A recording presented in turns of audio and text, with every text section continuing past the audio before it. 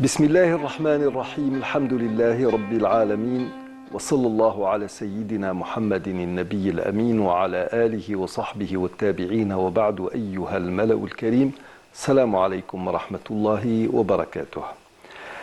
Après avoir parlé donc de donner une idée, on a appelé ça un spectre, donc du spectre dans lequel va se dessiner cette seconde préservation des vocations majeures de la révélation et qui est la préservation de la vie, nous allons parler aujourd'hui de la préservation de la santé.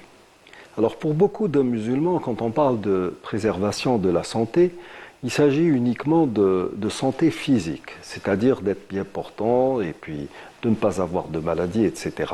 Mais la chose, en fait, quand on étudie le Coran, elle est beaucoup plus vaste.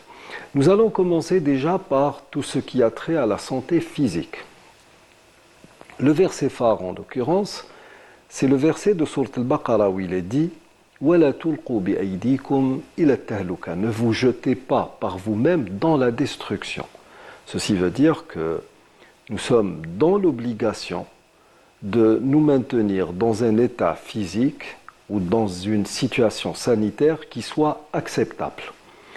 Ceci veut dire aussi que la préservation de la santé est une obligation religieuse. Parce que dans ce verset, l'amru yaqtadi al-wujub, ça veut dire que l'impératif implique une obligation religieuse.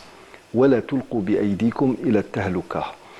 Les savants de l'islam, et essentiellement les exégètes, quand ils analysent ce verset, quand ils le détaillent, ils vont dans tous les sens. Alors tout d'abord, il y a le fait de ne pas se mettre en danger ou de ne pas mettre sa vie en danger. Et là, en termes de tradition, nous avons ce fameux hadith de Oussama ibn Zayd, radiyallahu anhu, où il avait dit essentiellement à Omar ibn al-Khattab qu'il avait entendu le messager de Dieu alayhi salatu salam dire إذا سمعتم بالطاعون بأرض فلا تدخلوها وإذا سمعتم بالطاعون وأنتم بتلك الأرض فلا تخرجوا منها أو كما قال عليه الصلاة والسلام. Quand vous entendez que la peste s'est déclarée dans une terre, n'y entrez pas. Si vous y êtes alors que la peste s'y est déclarée, n'en sortez pas. Ceci pour ne pas mettre sa vie en danger et pour ne pas être un vecteur de propagation aussi de la maladie, parce que la peste c'est une maladie dangereuse. Ce hadith est un hadith qui a beaucoup servi à toute l'humanité, somme toute faite, durant la crise du Covid-19. Et c'est un hadith qui a toujours fait office de ligne directrice en termes de préservation de la santé au niveau même d'une société. Mais les choses ne s'arrêtent pas là. Ne pas aller vers le danger ou ne pas se mettre en danger et mettre par voie de conséquence la vie d'autrui en danger est un point indiscutable, mais les choses peuvent aller au-delà. Par exemple, nous avons une multitude de hadiths et de versets qui nous incitent à une hygiène de vie. Une hygiène de vie qui fait que, normalement, nous serions en mesure de nous maintenir dans un état sanitaire satisfaisant. Dans un verset coranique, il est dit Ya bani Adam khudhu zinatakum 'inda kulli masjidin wa kulu washrabu wa la tusrifu. Donc mangez et buvez et ne commettez pas d'excès, car il n'aime pas ceux qui commettent des excès. Innahu la yuhibbul musrifin. Un grand savant byzantin a interrogé un notable musulman disant « Nous ne trouvons rien dans votre Coran qui concerne la médecine. » Et le musulman lui a cité ce verset. Et à ce byzantin qui était connaisseur en médecine de dire, qui était médecin d'ailleurs, il était au service des Omeyyades, ce verset a réuni en son énoncé la moitié de ce qui pourrait concerner la médecine.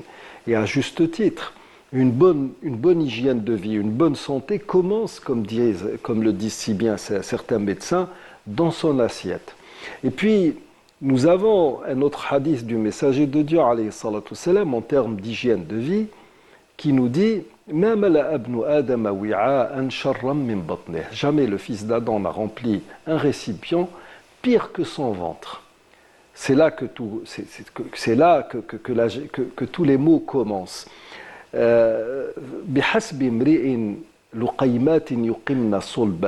Il suffit au fils d'Adam de quelques bouchées pour se maintenir en vie.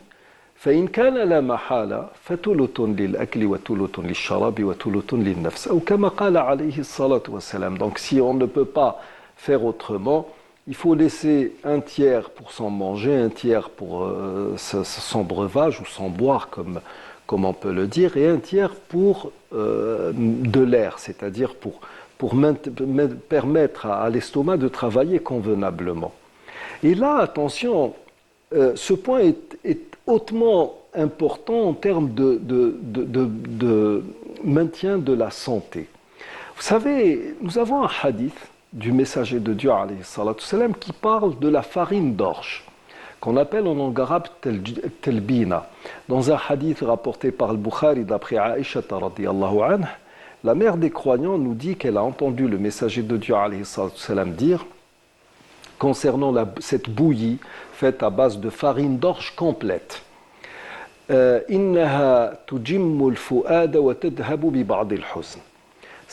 Cette bouillie qu'on donnait généralement aux malades, mais qu'on peut manger en temps normal aussi, réconforte le cœur et dissipe quelque peu la tristesse. Et là, les gens pourraient nous dire, mais attendez, quel rapport entre la tristesse et la nutrition ? En fait, et malheureusement pour nous, les musulmans et les Algériens plus particulièrement, avec l'invasion française, nous avons perdu toutes nos bonnes habitudes en termes d'alimentation. Et nous nous sommes mis au modèle français qui commence la journée avec de la viennoiserie, du café au lait, du sucre, etc. Or, tout ceci est mauvais. En fait, si vous prenez un petit déjeuner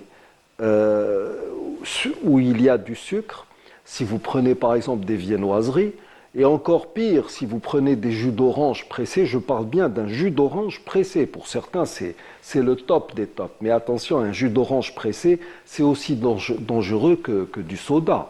Pourquoi ? Parce que c'est un concentré de sucre dont le corps n'a que faire. En fait, si vous prenez quelque chose de sucré le matin, votre corps, vous le mettez en état d'alerte. Et au lieu de profiter des gras, des bons gras qui pourraient permettre de renforcer les parois des cellules, etc., le corps va entrer donc en état d'alerte, en état de crise et va se mettre à combattre le sucre, parce que ça, vous vous mettez en choc glycémique, donc il va combattre le sucre, il va laisser les gras qui vont se stocker dans le bas-ventre, et à ce moment-là, qu'est-ce qui va se passer ? Au lieu de profiter d'un bon petit déjeuner sain et naturel, le corps va vous l'inhiber quant à la production de sérotonine, qui elle-même va empêcher la production de mélatonine. Et qu'est-ce que cela va produire ? Vers 10h, 11h, vous allez avoir une fringale. Ensuite, vers 14h, 15h, vous avez un coup de barre. Et vous passerez toute la journée en train de manger. Ce qui est très très mauvais pour le corps. Donc attention, quand nous parlons de tous ces hadiths qui concernent la nutrition en islam, nous sommes plein pied dans un domaine qui s'appelle actuellement la nutrithérapie, c'est-à-dire une méthode qui consiste à se guérir, à s'auto-guérir d'un certain nombre de maladies ou bien à prévenir un certain nombre de maladies telles que le diabète par une bonne nutrition.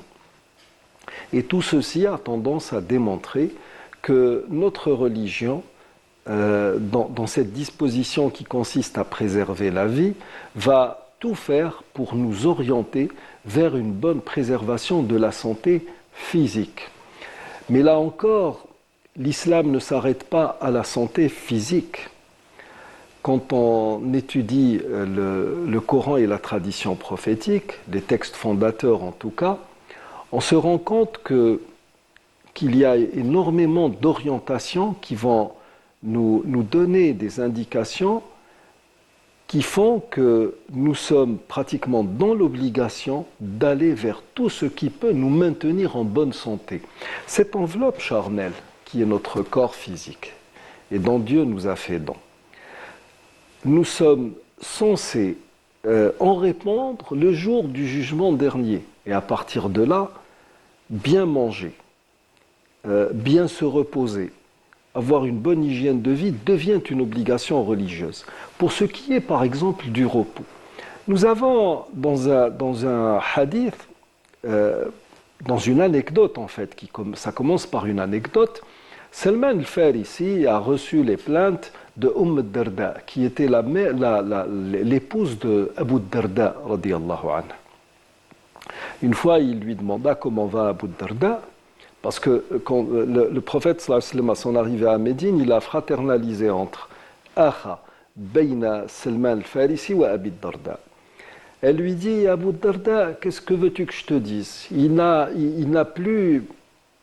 n'est plus intéressé par la vie d'aujourd'hui. Il passe ses journées à jeun et ses soirs et ses nuits, il les passe dans la prière nocturne.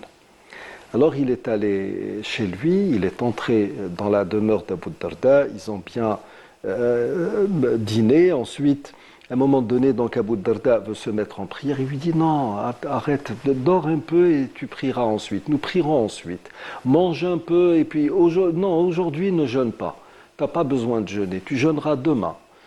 Et ainsi de suite, et à la fin il lui dit inna li jasadika alayka haqq. Ton corps a des droits sur toi. Tu dois dormir, tu dois bien te nourrir, tu dois avoir une bonne hygiène de vie. Et quand ils allèrent chez le messager de Dieu, alayhi salatu salam, le prophète alayhi salatu salam, lui dit « Salman a raison ».